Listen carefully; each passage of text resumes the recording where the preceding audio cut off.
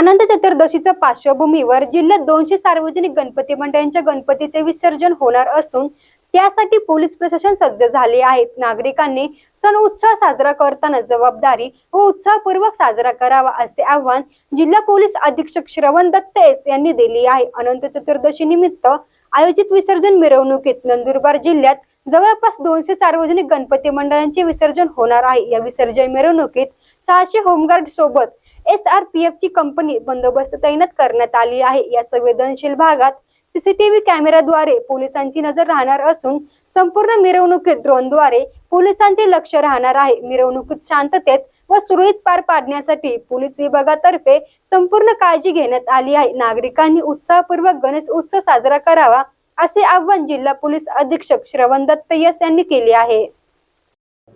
नमस्कार, मी श्रवण Datta S, police अधीक्षक नंदुरबार।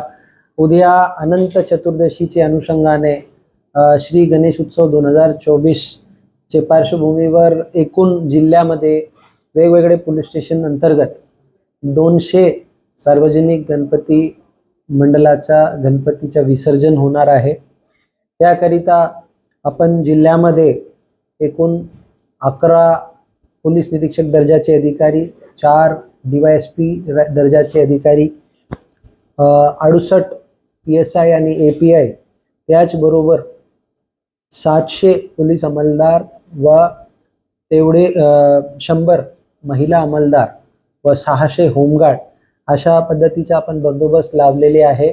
एक कंपनी आपण SRPF जे राज्य राखीव बलची कंपनी आहे त्याचाही वापर आपण करणार आहोत।